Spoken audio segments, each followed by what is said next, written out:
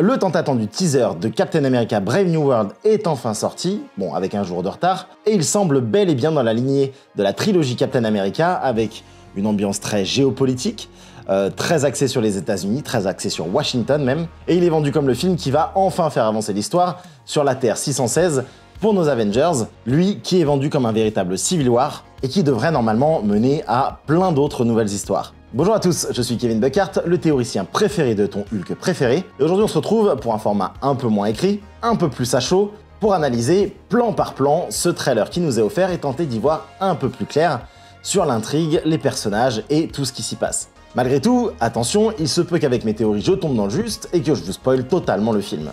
On entre donc dans la spoiler zone, vous êtes désormais prévenus, générique.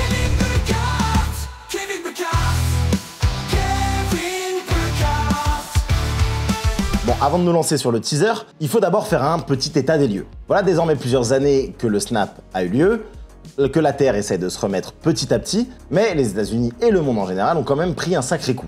Il n'y a plus d'Avengers, on voit des attaques de démons à New York, des dieux géants qui se fightent en Égypte, des têtes de célestes géants en plein Londres, mais ce qui va nous intéresser ici, c'est surtout que dans le film Éternel, un céleste géant a apparu au milieu de la mer, et que dans la série Secret Invasion, des aliens ont envahi la planète, s'incrustant dans tous les postes à risque, et ont même attaqué le président des États-Unis. Des événements qui mènent forcément les États-Unis dans une énorme crise politique, et donc de nouvelles élections. Et c'est ici que nous retrouvons le général Ross, devenu aujourd'hui président des États-Unis. Ross est l'un des personnages les plus anciens du MCU, puisqu'il est apparu en 2008 dans le film Incredible Hulk, et que depuis, on l'a principalement vu dans les films autour de Captain America, et il a été notamment central dans Civil War et autour des accords de Sokovie pour justement essayer de mettre sous le contrôle de l'État les super-héros. Et suite à tout ce qu'on a pu se dire avant, où justement le président des États-Unis s'est fait attaquer et que en gros les US n'ont jamais réussi à savoir qui était ou n'était pas un Skrull,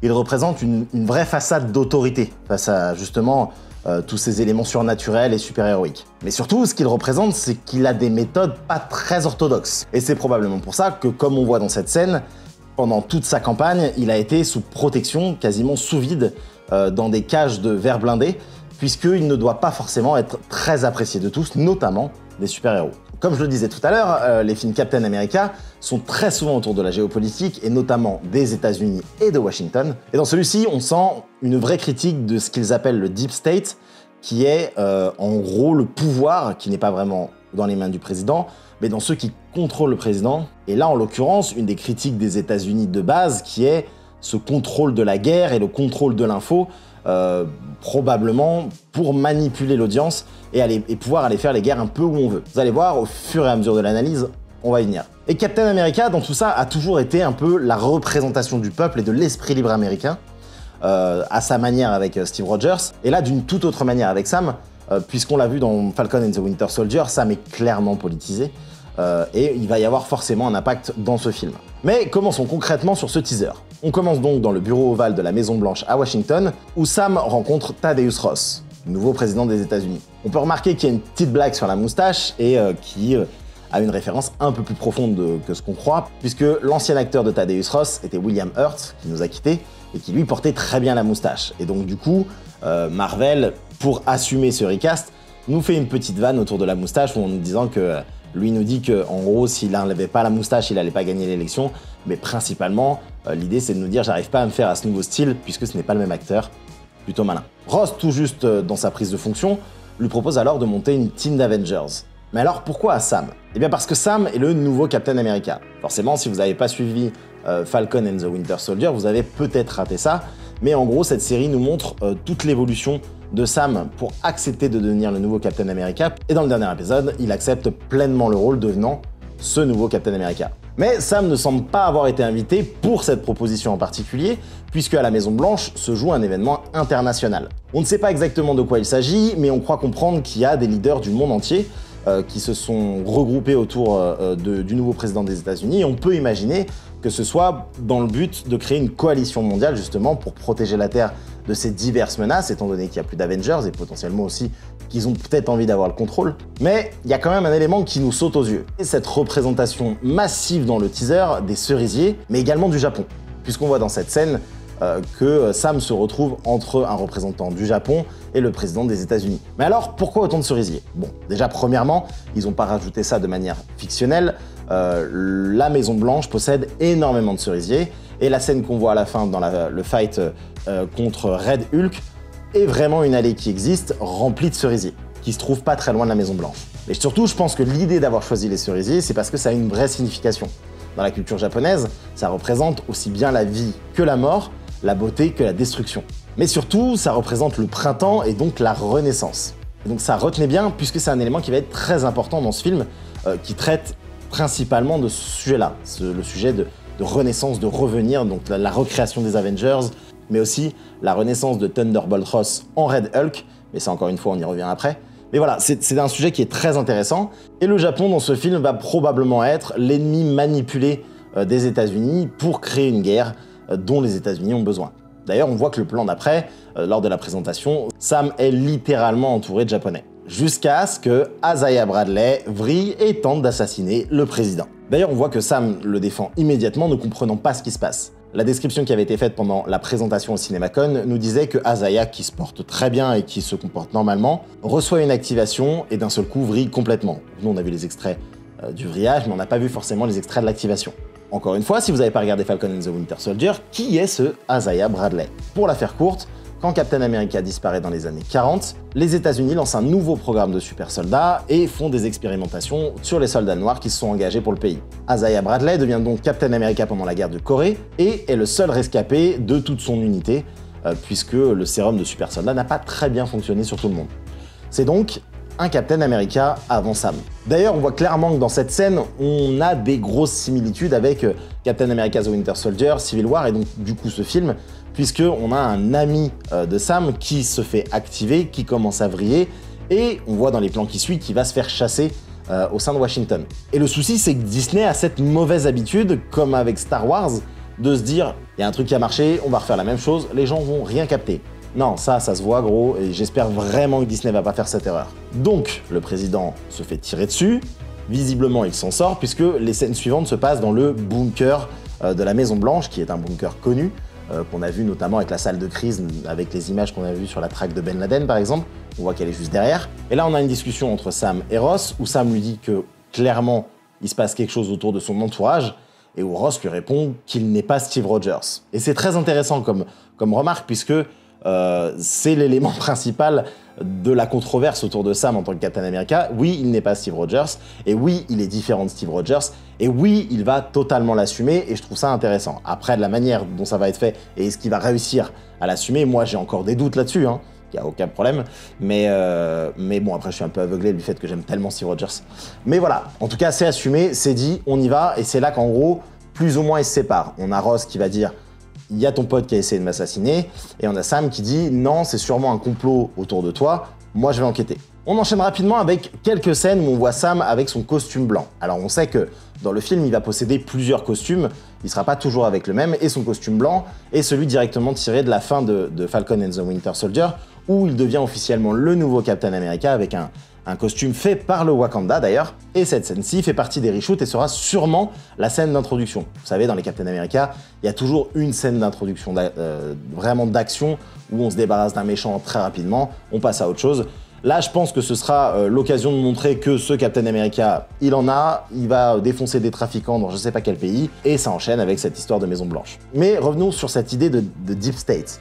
On voit que Sam, du coup, ne suit pas forcément les plans de Thunderbolt Ross et va peut-être aussi devenir un obstacle. Et c'est là où le personnage de Giancarlo Esposito peut avoir son rôle ou peut devenir intéressant. Bon, on ne sait pas encore exactement qui c'est, mais ce qu'on voit, c'est qu'il semble faire une embuscade à Sam, puisqu'il fait exploser la voiture qu'il utilise dans une autre scène, et donc on va sûrement voir un fight entre les deux. Mais il y a quand même des rumeurs autour de son personnage, notamment celle de George Washington, qui est un personnage pas hyper connu, mais qui dans les comics est un mercenaire qui est devenu un très haut gradé du SHIELD, et on peut très bien imaginer que justement, en étant un ancien membre du SHIELD, il ait quand même des bonnes relations avec Ross, et que ce soit un mercenaire vraiment sans foi ni loi aujourd'hui, et qu'il ait été justement embauché pour aller se débarrasser de Sam Wilson. Et on sait que Sam ne va pas juste se débarrasser de lui, puisque Giancarlo Esposito l'a déjà dit, on le reverra dans une autre série. En gros, il va avoir un développement un peu à la Claw qu'on a vu dans les Black Panther, qui lui revient sur plusieurs épisodes, et je pense que c'est comme ça d'ailleurs que les méchants doivent être traités dans les films, et pas juste se débarrasser au premier film, quoi. Et quand on regarde bien attentivement, on se rend compte que Cap va bel et bien aller fouiner là où il devrait pas. Puisque je pense qu'il se dit que ce qui se passe à Azaya est plutôt louche, et que tout bon film de Captain America est avant tout un film d'espionnage. On le voit donc du coup habillé en civil, et non plus avec son uniforme, s'infiltrer dans une base de soldats américains. Là-bas, il y découvre un labo un peu à l'ancienne, un peu crado, qui moi perso me fait beaucoup penser au labo justement du leader qu'on a vu dans le premier Hulk, celui où on a Emil Blonsky qui vient lui demander de le transformer également en Hulk et qui devient l'Abomination. Et quand on sait que c'est le méchant principal dont on va parler juste après, eh bien c'est totalement possible que ce soit un lieu où il fasse des expériences, où il fasse de la torture, où il fasse du lavage de cerveau comme il a été fait avec Bucky, puisque Thunderbolt Ross essaye depuis toujours, et il est obsédé par ce sérum de super soldat, il a été obsédé par Hulk, et on sait que je pense qu'il n'aura pas de honte à s'associer avec des personnes un peu crapuleuses, voire même de les faire rentrer dans le Deep State pour assouvir ses besoins. Un Sam qui se fait gauler, puisqu'on voit qu'il y a des soldats avec le blason américain qui commencent à l'attaquer, qui essaient de le taser avec des armes, j'imagine, supposées contre les super soldats. Sam, jusqu'ici, n'en est pas un. Et on le voit s'échapper de la base. Donc là, on imagine qu'à ce moment-là, il est persona non grata. Si on continue un petit peu l'exploration, on rencontre le personnage de Sabra. Alors là, il y a deux plans qui correspondent à peu près, qui ont l'air d'être dans une prison. Un où on voit que ce personnage-là est en train de faire un interrogatoire, et un autre, on voit Sam Wilson venir dans une sorte de parloir. Là, je pense que ce sont deux scènes où clairement, on a Isaiah Bradley qui est de l'autre côté, et qui lui, s'est fait manipuler, il doit pas comprendre ce qu'il fout là. Donc c'est ça qui va lancer probablement l'enquête de Sam Wilson, et peut-être même faire changer un petit peu Sabra. Alors, qui est Sabra? Dans les comics, c'est une mutante, agent du Mossad, sauf que, vu la conjoncture actuelle, je pense qu'ils vont pas du tout la faire du Mossad, mais simplement en tant qu'agent CIA des États-Unis, et qui va sûrement aider Sam, puisque elle-même possède des pouvoirs. Alors dans les comics, elle est mutante, je pense pas qu'elle le sera là, mais en gros, c'est une sorte de super soldat. Et c'est là qu'on en revient à cette fameuse comparaison à Civil War, puisque Sam ne sera absolument pas tout seul. Et il ne sera d'ailleurs pas juste avec Falcon, son nouvel associé, qui est Joaquin Torres, qui devient le nouveau Falcon. Mais je pense concrètement que pour vaincre ses ennemis, et notamment Red Hulk à la fin, Sam va devoir s'entourer et rencontrer au fur et à mesure plein de nouvelles personnes autour de lui qui, eux, ont des pouvoirs, et créer une sorte de nouvelle petite team Avengers pour pouvoir essayer de vaincre justement ce Red Hulk, parce que, qu'on se le dise, il n'y a aucune chance que ça marche tout seul. Mais venons-en au vrai vilain qui se cache derrière ce film. Et c'est celui qu'on voit dans ce plan avec la peau verte, et qui s'appelle le Leader. Comme je vous le disais, c'est un personnage qui est là depuis 2008, donc ça fait un bail, et qui a été transformé via le sérum qui a transformé donc Emil Blonsky en Abomination. Lui, il en a reçu quelques gouttes sur la tête, et ça l'a fait muter. Dans les comics, en gros, c'est un personnage dont les rayons gamma l'ont fait devenir extrêmement intelligent, mais aussi avec énormément d'ego et d'orgueil. Et il a mis toute cette belle énergie pour devenir un baron du crime, notamment spécialisé dans le renseignement et dans des réseaux d'espionnage. Et c'est ce qui rend ce méchant assez intéressant dans l'univers de Hulk, puisque lui s'autoproclame ennemi juré de Hulk. Mais en gros, on a Hulk, la force brute, versus l'intelligence ultime, et donc on a toujours cette confrontation où l'intelligence vient vaincre la force, etc., etc. Alors dans les comics, c'est un personnage avec une tête gigantesque. Là, ils nous ont dit qu'il n'y aurait pas d'effets spéciaux, mais que ce serait de la prothèse. Donc je pense qu'ils ont retenu la leçon de MODOK, qui était absolument affreux, et qui se sont dit non, on va faire un truc qui soit un peu réaliste. Et je trouve que dans un univers comme Captain America, comme on a dit, très géopolitique, etc., je pense que ça correspond mieux. Même si on va avoir Red Hulk, je pense qu'il faut pas aller trop dans la fantasy. Mais en gros, pour mieux comprendre le personnage, on peut se dire que c'est un peu comme Sage dans The Boys. Vous voyez, c'est le personnage ultra intelligent qui crée un plan de toute pièce pour pouvoir retourner l'opinion publique et permettre à Homelander, par exemple, de retourner le pays. En gros, là, on a un peu la même chose. On va voir que Thunderbolt Ross, selon moi, va s'entourer d'agents du chaos qui vont lui permettre de pouvoir manipuler les foules pour arriver à son propre but. On voit dans la bande-annonce, il dit Global power is shifting. Ça veut dire qu'en gros, les grandes puissances sont en train de changer. Et ça aussi, c'est une critique un petit peu de l'Occident d'aujourd'hui, où on voit que les pouvoirs dans le monde sont en train d'évoluer. On n'a plus juste l'Occident tout-puissant, mais on a des contre-pouvoirs qui sont en train de se créer. Et on a ces États-Unis, encore aujourd'hui dans le vrai monde, qui combattent corps et âme pour essayer de rester les boss, quitte à aller faire des guerres ou alors de faire des guerres par procuration. C'est ce qui se passe actuellement. Et je pense que ce film va être plus ou moins une critique de ça, avec un Thunderbolt Ross qui va tout faire pour essayer d'arriver à ses fins. Et on va voir tout de suite quelles sont ses fins concrètement, mais on a vu qu'il y a des scènes de guerre. Seulement, avant de parler de ça, j'aimerais comprendre un petit peu, moi, comment il devient Red Hulk. Et en fait, on a cette scène de funérailles qui semble se passer aussi à Washington, puisqu'on a encore les cerisiers, et une scène de funérailles très officielle, donc c'est soit un soldat mort au combat, soit un très grand officiel, donc le président des États-Unis. Et je pense qu'en gros, ce sont les funérailles de Ross. On voit qu'il montre très bien que Ross, tout est mis en scène pour montrer que quelqu'un veut le tuer, qu'il est en danger. Et d'ailleurs, on pense que Isaiah Bradley a été manipulé par lui et le leader pour faire croire ça. On se rend compte qu'il y a une scène à Washington où là, il n'est pas du tout protégé et on se rend bien compte qu'il y a eu une attaque puisque tu as les forces spéciales qui interviennent. Et je pense donc que c'est ce moment-là où Thunderbolt Ross décède. Et ce qui me fait dire ça, c'est qu'on sait qu'il y a le retour de Liv Tyler qui joue sa fille, Betty Ross, et qui n'a pas trop d'intérêt dans ce script-là. C'est-à-dire qu'en gros, on va pas faire venir la fille du président alors qu'il est là et qu'il traite avec énormément de gens. Donc pour moi, la seule et unique raison pour laquelle elle est présente, c'est parce qu'il y a son enterrement. Et donc j'ai essayé de voir, c'est très difficile de se rendre compte de dos si elle est là ou non. Mais pour moi, c'est clairement ça. Ce qui mènera le leader à le ressusciter en tant que Red Hulk. Mais revenons à l'intrigue globale, l'intrigue qui va mener à la guerre. On sait que les rumeurs nous disent que ce film est autour de l'adamantium, ce matériau qui est utilisé dans le squelette de Wolverine et donc dans ses griffes, un matériau indestructible, et qui peut vraiment changer les rapports de force dans le monde, puisqu'on sait désormais qu'il y a 2 peuples qui possèdent du vibranium et potentiellement plus à l'avenir, et donc l'adamantium est probablement l'outil qui peut être nécessaire à toutes ces puissances pour prendre le pas. Et cet adamantium se trouve sur l'île de Tiamut. Vous vous rappelez, ce céleste qui est sorti de mer, qui est dans les mers internationales et qui donc n'appartient à personne, et qui serait un site de minage justement pour tous ces pays, et on dit même que certains méchants tenteraient de mettre la main dessus, et qui va créer de grosses tensions. Et c'est là en fait qu'on voit le conflit entre les États-Unis et le Japon. Alors je dis le Japon parce qu'en gros on voit sur ce plan-là qu'il y a JPN qui veut clairement dire Japon, et on nous a mis 2 gros ronds rouges sur les avions de chasse, histoire de nous dire si c'est le Japon. Et dans cette scène, on voit qu'il y a une grande île à côté, qui est forcément Tiamut selon moi, et Captain America et Falcon qui interviennent justement pour détruire ces avions de chasse.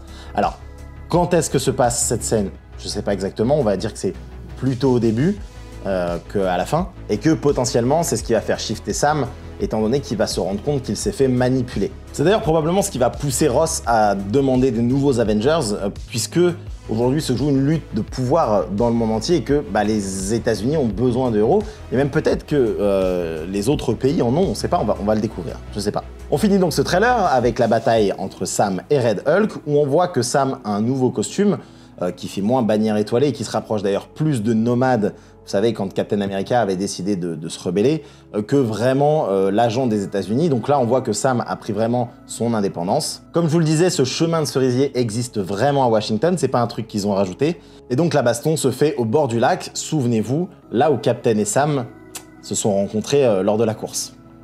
Ce qui est un petit clin d'œil sympa. Comme je vous le disais, on nous fait bien croire que Sam est seul dans l'histoire, mais clairement, il sera entouré de plusieurs alliés, un peu difficile pour le moment de définir lesquels, des alliés qui lui sont absolument indispensables pour vaincre Red Hulk, et une bataille qui va encore plus fragiliser les États-Unis, puisqu'on voit que ça va même aller jusqu'à détruire la Maison Blanche, et encore moins rassurer la population américaine. Ce qu'il pourrait totalement légitimer la nouvelle équipe des Dark Avengers de Valentina Desfontaines, puisque le pays est en péril, il lui faut des héros pour le sauver. Et enfin, pour finir, et pas des moindres, ce titre qui grésille, qui moi personnellement me fait me dire qu'il y a un vrai message caché derrière.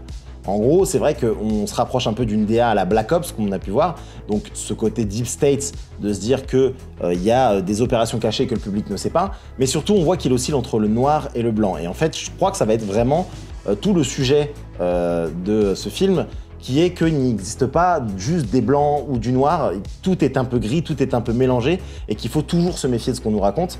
Aujourd'hui, avec les médias, avec le Deep State, etc., l'idée, ça va être d'aller à l'encontre de tous ces sujets-là, comme le font The Boys aujourd'hui, où ils s'en moquent énormément, de ne pas se fier aux apparences, et de faire attention aux mensonges d'État, etc., etc. Bon, vous avez compris l'idée, mais je vois vraiment ce titre-là de cette manière-là, dans ce côté Black Ops, dans ce côté manipulation.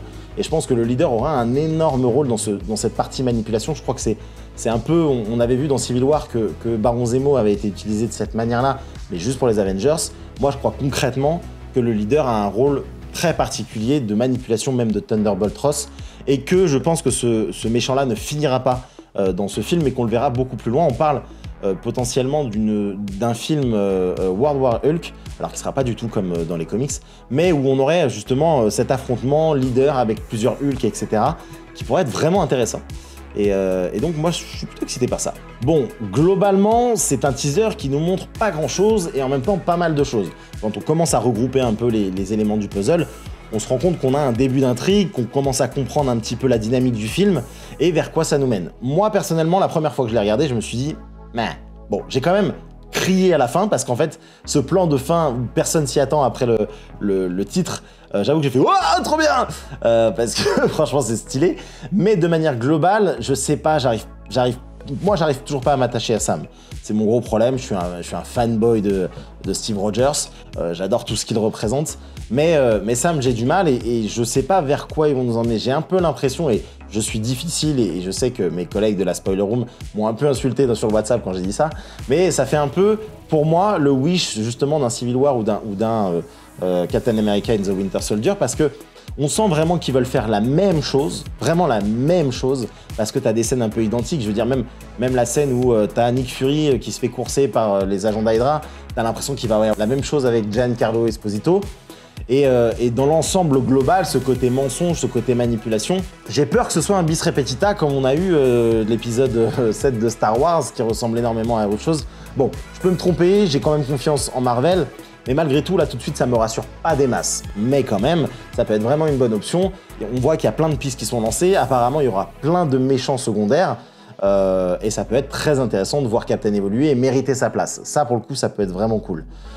Aussi, notamment, l'idée de créer cette première base d'Avengers qui va être comme autour de Steve Rogers, tu avais l'agent 13, etc. Des héros qui sont pas forcément des héros pleins de pouvoir, qui eux vont aller gérer d'autres ressources, mais il y a un vrai truc qui se passe sur la Terre, qui va après être suivi de Spider-Man, qui va après être suivi de Punisher, Daredevil, etc. Et ce côté politique, justement, aussi, qui va être fait avec le Caïd, pour moi, est très intéressant. On arrive après avec les Thunderbolts et les Dark Avengers qui vont arriver, qui est un run qui est vraiment terrible, je suis en train de le lire, j'adore. Et ça m'intéresse vraiment. Maintenant, que va donner ce film? J'ai peur, parce que c'est déjà le film le plus cher qui existe, notamment, bon, Red Hulk doit jouer, mais enfin qui existe dans l'univers Marvel, parce qu'il y a eu énormément de reshoot et parce que le film à la base était catastrophique apparemment. Vraiment, les scènes d'action étaient catastrophiques. Donc j'en attends beaucoup, j'espère que ça vaudra le coup. Et en attendant, n'hésitez pas à me dire, vous, dans les commentaires, ce que vous en avez pensé. N'hésitez pas à vous abonner et à liker la vidéo.